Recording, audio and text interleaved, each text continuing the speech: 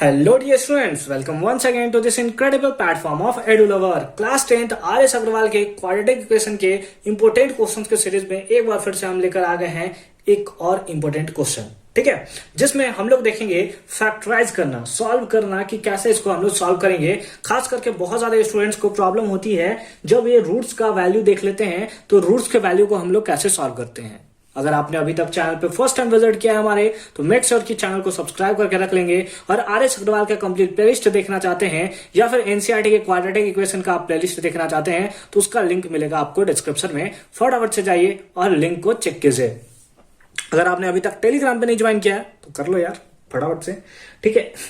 देखिए क्या है, middle term split method again यहाँ पे यूज होंगे। सॉल्व दिया हुआ है इतना, जब भी सॉल्व दिया हो इसका मतलब हमें x का वैल्यू फाइंड आउट करना है। और x का वैल्यू फाइंड आउट करने के लिए हम लोग यूज करते हैं फर्स्ट का मल्टीप्लाई लास्ट से, यानी कि middle term split method. First का मल्टीप्लाई लास्ट से करेंगे तो 4 इंटू 2 कितना हो जाएगा, that is 8 minus plus minus 4 2 जा 8, ठीक है। इसका मल्टीप्लाई इसके साथ कर रहे हैं तो एक बार मैं आपको दिखा देता हूं क्या है।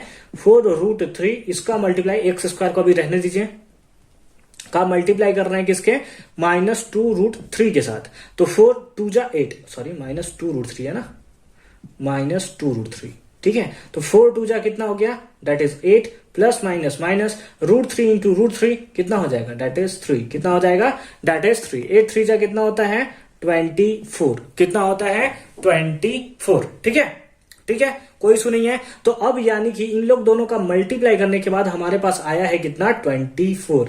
और इसी 24 को हमें प्लस और माइनस करने के बाद आना कितना चाहिए, 5x। कितना आना चाहिए, 5x। अरे भाई इन्हीं को देखो तो, इन्हीं को दोनों को अगर आप माइनस कर दोगे तो नहीं मिलेगा, बिल्कुल मिल जाएगा। तो यानी कि इसका फैक्टराइजेशन कौन सा होगा, 8 इंटू 3, ठीक है, कोई इशू नहीं है, कोई इशू नहीं है, बहुत अच्छी बात है। तो इसको हम लोग लिख लिया 4√3 एक्स स्क्वायर। अब इसको लिखना है इस फॉर्म में, तो हम लोग के पास देख रहे हैं यहाँ पे क्या है, प्लस का साइन है, तो बड़ा वाला नंबर प्लस में होगा, यानी होगा प्लस 8x, और ये हो जाएगा -3x, और यहाँ हो गया -2√3 इक्वल्स टू 0, ठीक है।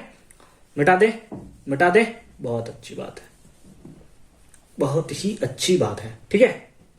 अब यहां और यहां क्या कॉमन है सर, हमें तो कुछ कॉमन दिख नहीं रहा है, आपको दिख रहा है तो बताइए, ठीक है। देखिए यहाँ पे 4 है, यहाँ पर भी 4 है, 4 के टेबल में आता है ना, तो चलिए 4 कॉमन ले लेते हैं। x यहाँ पर भी है, x यहाँ पर भी है, x हमने कॉमन ले लिया, ठीक है। तो हमने क्या ले लिया, 4x कॉमन।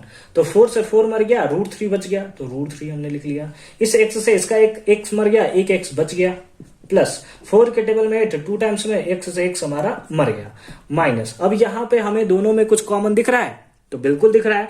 3 को क्या हम ऐसा नहीं लिख सकते, √3 इंटू √3 क्या नहीं लिख सकते। 3 को अगर दूसरे फॉर्म में थोड़ा द्रव्य दृष्टि लगाकर आप देखिए तो क्या ये √3 इंटू √3 नहीं लिखा हुआ है, √3 इंटू √3 3 होता है ना, तो √3 इंटू √3 लिखा हुआ है। तो √3 इसके पास भी, √3 इसके पास भी, √3 हमने ले लिया कॉमन। क्या ले लिया, √3 हमने ले लिया कॉमन। तो एक √3 से एक √3 मर गया, कितना बचा, एक √3 बच गया हमारे पास, ठीक है। माइनस और माइनस प्लस हो गया, इस √3 से ये √3 मर गया, तो इधर कितना आ गया 2। देखिए दोनों इक्वल आया, नहीं आया, एक हमने छोड़ दिया।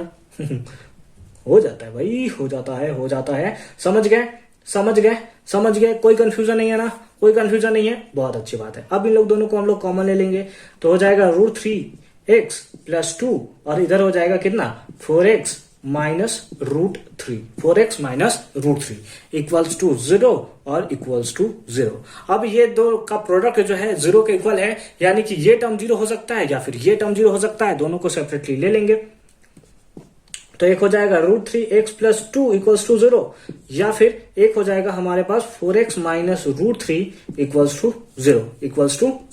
तो यहां से कितना आएगा, that is √3x equals to, ये प्लस में इधर गया तो माइनस में, और x इक्वल्स टू मल्टीप्लाई में इधर गया तो डिवाइड में।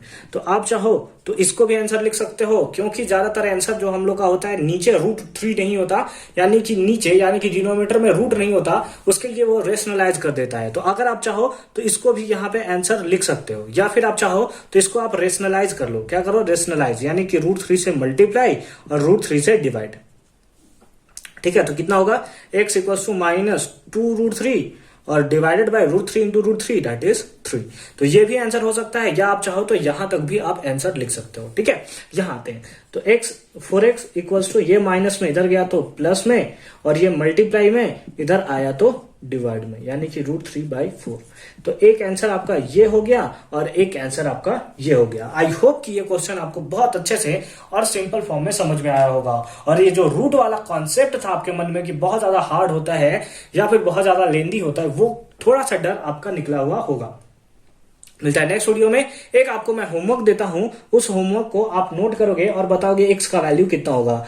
That is 1/x-4 sorry x+4। हालांकि ये एनसीईआरटी का क्वेश्चन है लेकिन आर्यस अग्रवाल में है, इसलिए मैं आपको ये होमवर्क दे रहा हूं। ठीक है, -1/x-7 इक्वल्स टू हमें दिया हुआ है 11/30, और बताया गया है x के बारे में कि x जो होता है वो -4 और 7 नहीं हो सकता है। ठीक है, इतना नहीं हो सकता है, ऐसा होगा तो अनडिफाइन हो जाएगा ना भाई। तो इसको सॉल्व कीजिए और बताइए क्या बताइए, फाइंड x का वैल्यू आपको बताना है। ठीक है, तो आई होप कि ये क्वेश्चन आपको अच्छे समझ में आया होगा। इसका आंसर आप हमको कहां बताएंगे, कमेंट सेक्शन में भाई, कमेंट सेक्शन में। तो कमेंट सेक्शन को भर दीजिए आंसरों से। ठीक है, देखते हैं कि इसका आंसर सही होता है। मिलते हैं नेक्स्ट वीडियो में, अच्छे से पढ़ाई करते रहिए।